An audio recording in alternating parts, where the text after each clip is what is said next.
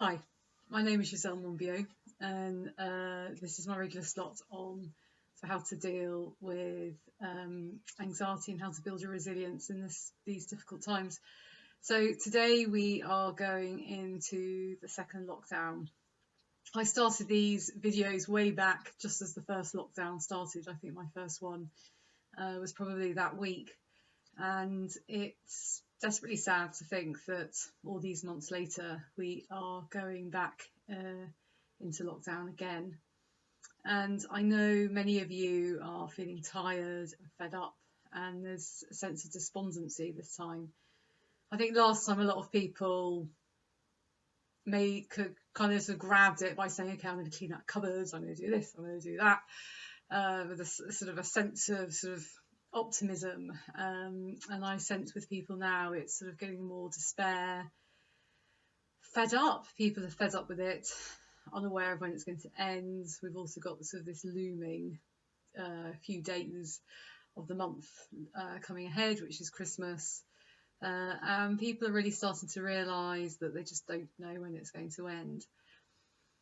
But I think the key with this is starting to really take on board all those things that I've been talking about over the past few months. This is a perfect opportunity to practice that, practice focusing on the things that you can influence as opposed to focusing on the things that you have no control over.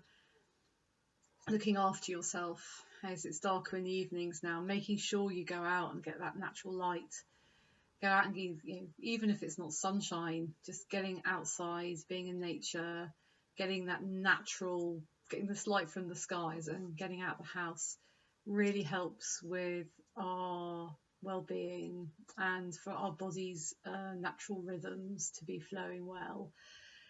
Ensuring that you're keeping those connections going with people you enjoy being with. So we are still able to meet up with one other person outside of our households if we're outside. So maybe do your outside times with someone, go for a walk, have a chat, do Zoom, phone people, write letters. There are so many things you can do to ensure that you're keeping in contact with others.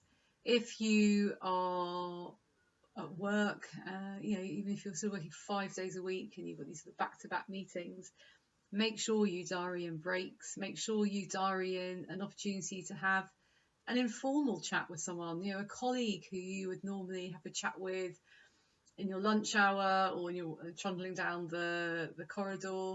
Contact them, even if it's just a 15-minute giggle about something. These things can really help raise your well-being.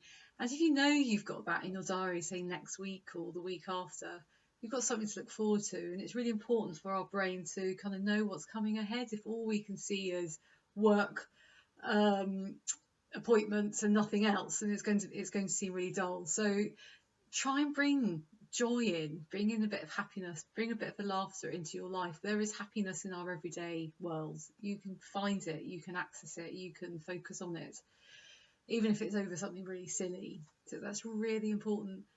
Do mindfulness, maybe practice some breathing exercises, do the stop. We've got loads and loads of videos with so many techniques and tips that you can do to help yourself. And really be kind to yourself. If you are having an off day, okay, yeah, today's an off day. Don't beat yourself up. Don't try and resist it. Don't think, right, well, that's it, I've got to hide under my duvet for the next few months. But there's a level of just being kind to yourself. And when you're compassionate to yourself, it's about understanding that it's part of being human, is that sort of sense of struggling or not doing so well all the time, and just realizing that, accepting that, and on those days be extra kind to yourself. Don't push yourself ridiculously. Make sure that you are feeding yourself well, making sure on those days you get your exercise in, because that is such a good way to raise the mood. Make sure you do those connections. Contact someone who makes you laugh, or someone that you can talk to, speak about it with someone that you trust, someone that you love. So there's lots of little things that you can do. Make sure that you sleep well, get a good quality of sleep. Don't think that drinking lots of alcohol is going to sort the problem out. Actually getting good quality sleep is such a key thing to ensure that we keep well, that we are able to keep our moods positive, that we're able to rationalise properly, and then when we sleep well, we often eat better as well. When we're not sleeping well, so everything goes out of the window, which I'm sure you've heard me chat about before.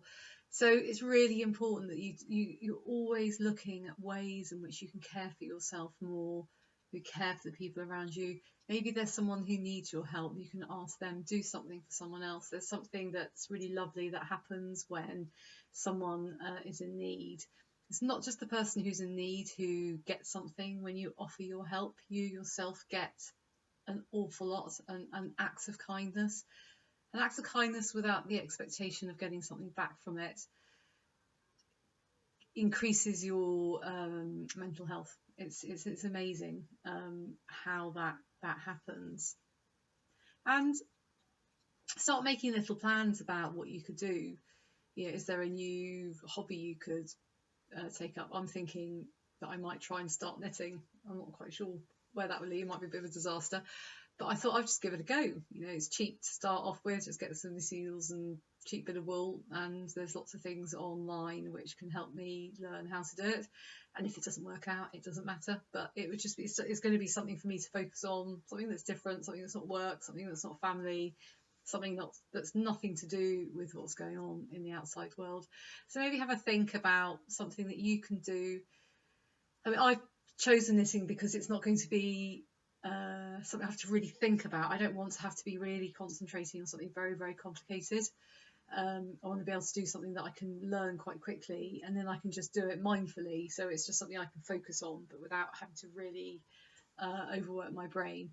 You might really enjoy overworking your brain and really chucking yourself into something that's really complicated. So think about what's right for you. Think about something that you'll get enjoyment from, not something that becomes a chore or something that you should do or have to do, but something that feeds you, something that will be enjoyable, and you can look back and think, yeah, I've created something here. So there are some ideas, and just be kind to you and those around you. We never know truly what someone else is experiencing or how this is affecting them. But sometimes we don't even know within ourselves how something's affecting you. So be really conscious, come to yourself, come into yourself and sort of notice how you're feeling and work out what the best way forward is. What is it that can help you best in that? So if you're feeling sad or stressed, what is it you could do to help yourself through that? For me, it might be going on my bike or having a run or going to have a bit of a laugh with my children. For you, it might be something different. So if we're always looking in within ourselves to understand how we're feeling, but also knowing ourselves and how to help ourselves through that feeling, then we are in a much better place to be able to regulate ourselves and to be able to cope through these more challenging times. So I wish you well, good luck, welcome to lockdown, and just think every day that we go into every day we're going through lockdown, we're closer to coming out of it. So take care, and I'll see you next week.